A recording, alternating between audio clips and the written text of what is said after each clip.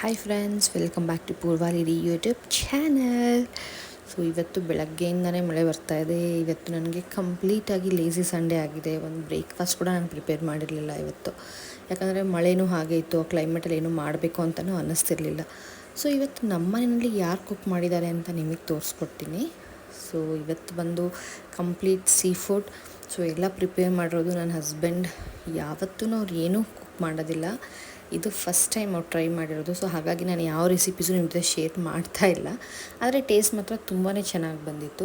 So ಅದ್ರ ಜೊತೆಗೆ sea ಫುಡ್ಡಲ್ಲಿ ಬಂದು ಫಿಶ್ ಫ್ರೈಗೆ, ಫಿಶ್ ಕರಿಗೆ, ಅದ್ರ ಜೊತೆ ಸ್ಕ್ವಿಡ್ ಗೀ ರೋಸ್ಟ್ ಕೂಡ ಮಾಡಿದ್ದಾರೆ. ತುಂಬಾ ಚೆನ್ನಾಗಿತ್ತು. ನಾನು ಫಸ್ಟ್ ಟೈಮ್ ಇದನ್ನು ಆ್ಯಕ್ಚುಲಿ ಮನೆಯಲ್ಲಿ ಮಾಡಿದ್ದು. ಸ್ಕ್ವಿಡ್ ಗೀ ರೋಸ್ಟ್ ಬಂದುಬಿಟ್ಟು, ಸ್ಕ್ವಿಡ್ ನಾನು ಆ್ಯಕ್ಚುಲಿ ಯಾವತ್ತೂ ಮಾಡಲ್ಲ. ಅದು ಹೇಗೆ ರೆಸಿಪೀಸ್ ಬಗ್ಗೆಯೂ ನನಗೇನೋ ಒಂದು ಐಡಿಯಾನೂ ಇರಲಿಲ್ಲ. ಸೊ ಅವ್ರು ಅದನ್ನು ತಂದು ಅವರೇ ನಾನು ಮಾಡ್ತೀನಿ ಅಂತ ಟ್ರೈ ಮಾಡಿದರು. ಬಟ್ ಟೇಸ್ಟು ಕೂಡ ತುಂಬಾ ಚೆನ್ನಾಗಿ ಬಂದಿತ್ತು. ಆ ಚಳಿನಲ್ಲಿ, ಮಳೆಯಲ್ಲಿ ಈ ಥರ ಒಂದು ಸ್ಪೈಸಿ ಫುಡ್ ತಿನ್ನೋದಕ್ಕೆ ತುಂಬಾ ಚೆನ್ನಾಗಿ ಅನಿಸ್ತಾ ಇತ್ತು.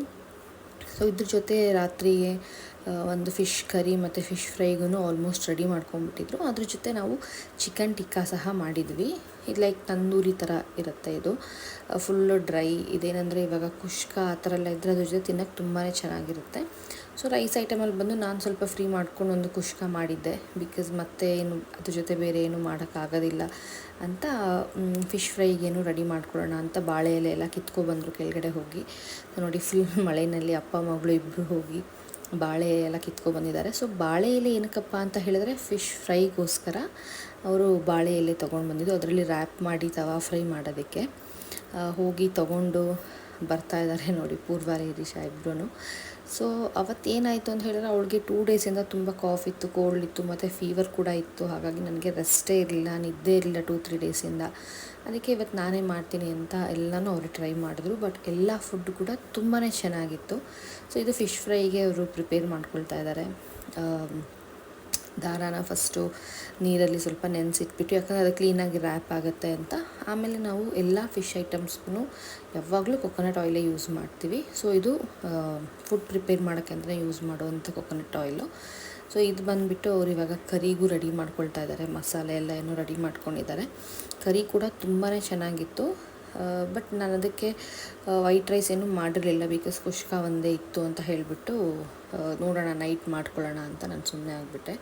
ಸೊ ಫಿಶ್ ಕರಿ ಆದಮೇಲೆ ನೆಕ್ಸ್ಟು ಫ್ರೈಗೂ ರೆಡಿ ಮಾಡ್ಕೊಂಡಿದ್ರು. ಯಾಕಂದರೆ ಎಲ್ಲ ಐಟಮ್ಸು ನಾವು ರೆಗ್ಯುಲರಾಗಿ ಯಾವಾಗಲೂ ಹಾಗೆ ಆಗುತ್ತೆ. ಒಂದು ಐಟಮ್ ಯಾವಾಗಲೂ ತರೋದಿಲ್ಲ ಮನೆಯಲ್ಲಿ. ಏನಾದರೂ 2-3 ಟ್ರೈ ಮಾಡೋಣ ಅಂತ ತರೋದ್ರಿಂದ ಅದು ಸ್ವಲ್ಪ ಮಾಡೋಕ್ಕೂ ಬರ್ಡನ್ ಆಗಿಬಿಡುತ್ತೆ. ಸೊ ಫುಲ್ ಡೇ ಕುಕ್ಕಿಂಗಲ್ಲೇ ಹೋಗಿಬಿಡುತ್ತೆ.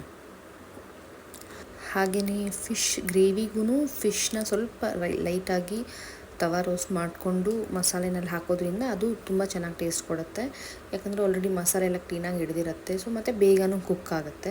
ಸೊ ಈ ಥರ ರೆಸಿಪಿ ನೀವು ಬೇಕಾದ್ರೆ ಟ್ರೈ ಮಾಡಿ. ಫಿಶ್ ಗ್ರೇವಿ ಮಾಡುವಾಗ ತುಂಬ ಚೆನ್ನಾಗಿ ಅನಿಸುತ್ತೆ.